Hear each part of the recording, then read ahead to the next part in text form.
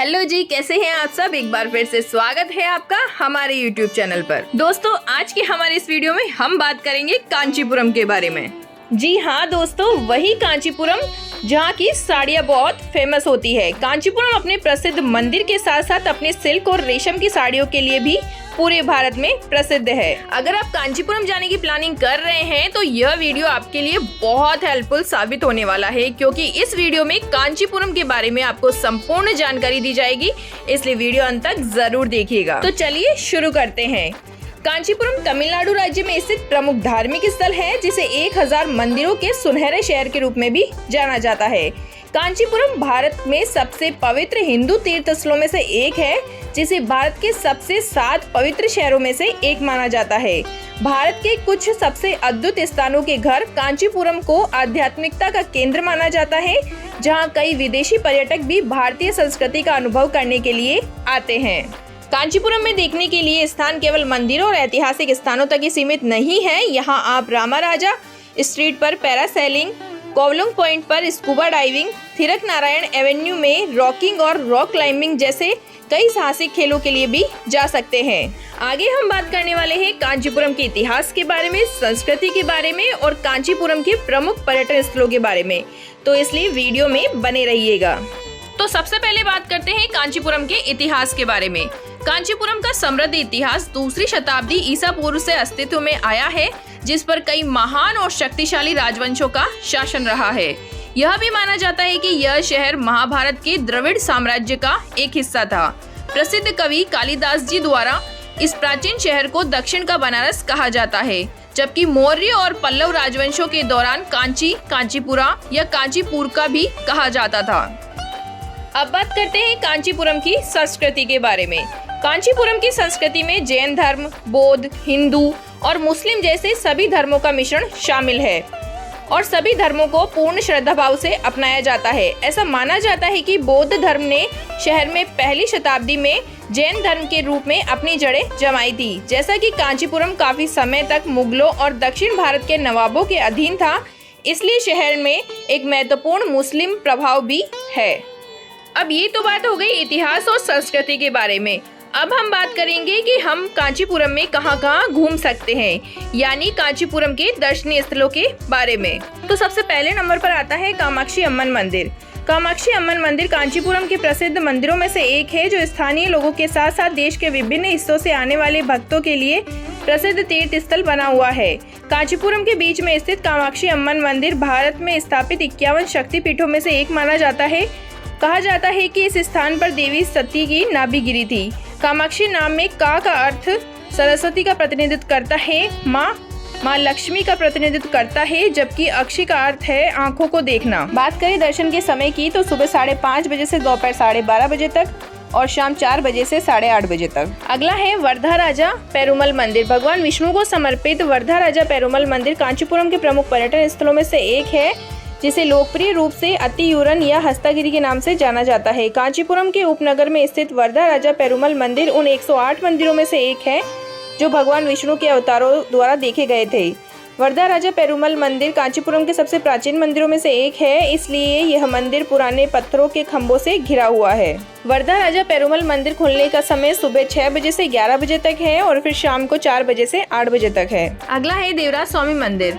कांचीपुरम में घूमने के लिए सबसे अच्छी जगहों में से एक देवराज स्वामी मंदिर भगवान विष्णु को समर्पित एक प्रसिद्ध मंदिर है। इस विशाल मंदिर में एक विवाह भवन भी है, जो भगवान विष्णु और देवी लक्ष्मी के विवाह की याद में बनाया गया था। एक पानी की टंकी भी है, जिसमें पानी के अंदर भगवान विष्णु की एक बड़ी मूर्ति है। हर 40 वर्षों में एक बार उस टैंक को खाली किया जाता है, जिस दौरान 10 मीटर ऊंची प्रतिमा देखी जा सकती है, जिसे 48 दिनों के लिए दर्शन के लिए स्थापित भी किया जाता है। अगला है कैलाशनाथ मंदिर। कांचीपुरम शहर में पूर्व दिशा की ओर वेदवती नदी के तट पर स्थित कैलाशनाथ मंदिर कांचीपुरम के प्रमुख तीर्थ स्थलों में से एक है। यह मंदिर हिंदू भक्तों के लिए बहुत अच्छा महत्व रखता है, जहां पूरे वर्ष बड़ी संख्या में पर्यटकों और तीर्थ यात्रियों द्वारा इस पवित्र स्थल का दौरा किया जाता है। लेकिन महाशिवरात्रि के समय पर्यटकों की यही संख्या हजारों में हो जाती है। इस भव्य संरचना का निर्माण पल्लव शासक राजसिम्हा द्वारा शुरू किया गया था, जबकि उनके पुत्र महेंद्र वर्मा पल्लव ने इसे पूरा किया था। कैलाशनाथ मंदिर दर्शन का समय सुबह 6 बजे से 11 बजे तक है और शाम को 4 बजे से 8 बजे तक है। अगला है कांची कामकोटी पीठम।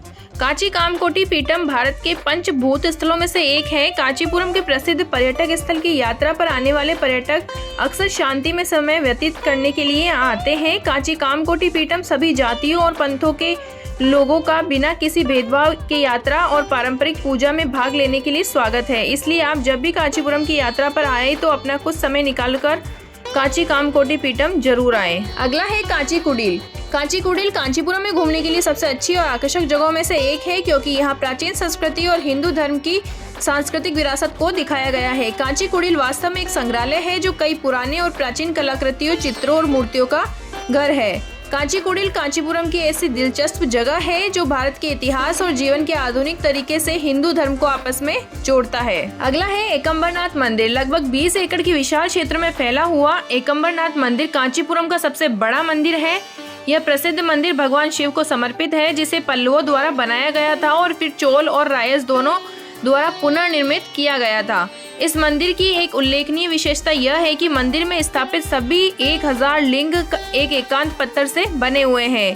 साथ ही मंदिर के भीतर 1000 खंबे पाए गए हैं। मंदिर के बाहर एक पेड़ है जो 3500 साल पुराना है। अगला है वैंकुट पेरुमल मंदिर। कांचीपुरम के प्रमुख तीर्थ स्थलों में शुमार वैंकुट पेरुमल मंदिर भगवान विष्णु को समर्पित एक प्रसिद्ध मंदिर है।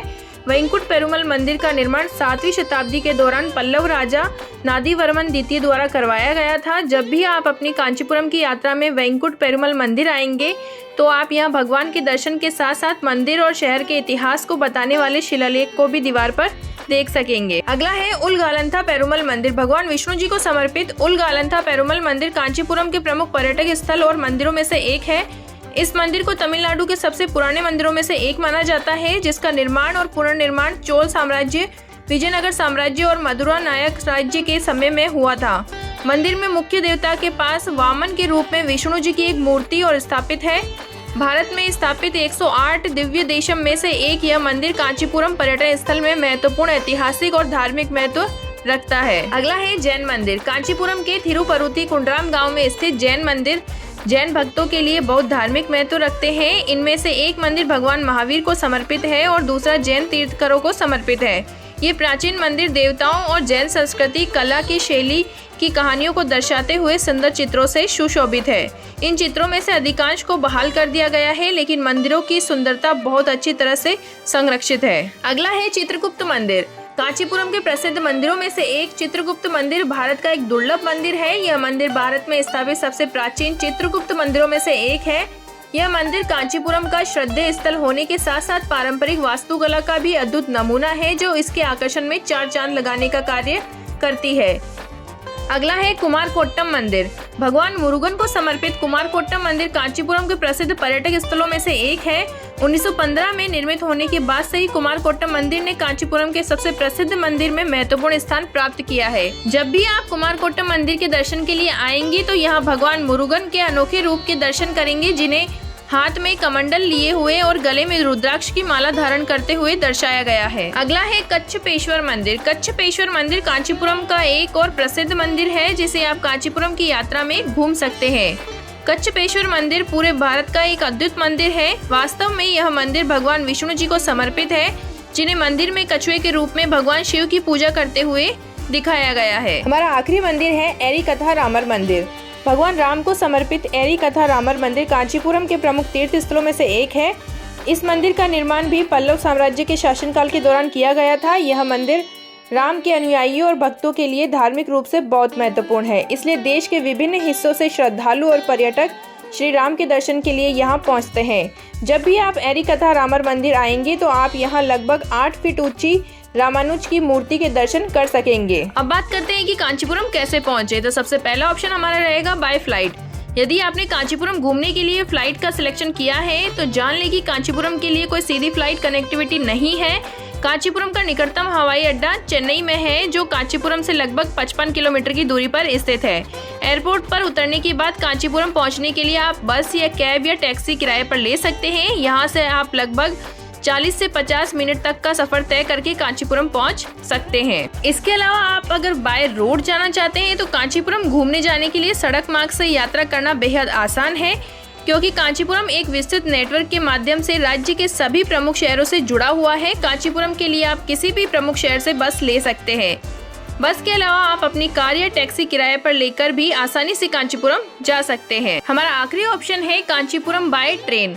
ट्रेन से ट्रेवल करके कांचीपुरम की यात्रा पर जाने वाले पर्यटकों को बता दूं, कांचीपुरम का अपना सिटी जंक्शन मौजूद है, जो साउथ इंडिया के लगभग सभी प्रमुख शहरों से नियमित ट्रेनों के माध्यम से जुड़ा हुआ है। यानी आप ट्रेन से भी आसानी से कांचीपुरम जा सकते हैं। बात करें कांचीपुरम जाने के समय के बारे में, तो कांचीपुरम की यात्रा के लिए अक्टूबर से मार्च का समय अच्छा होता है, क्योंकि इस दौरान कांचीपुरम का तापमान काफी सुखद और ठंडा होता है। सुखद और ठंडे मौसम के साथ इस समय कांचीपुरम में कई प्रसिद्ध उत्सव और त्योहार भी बड़े धूमधाम से मनाए जाते हैं।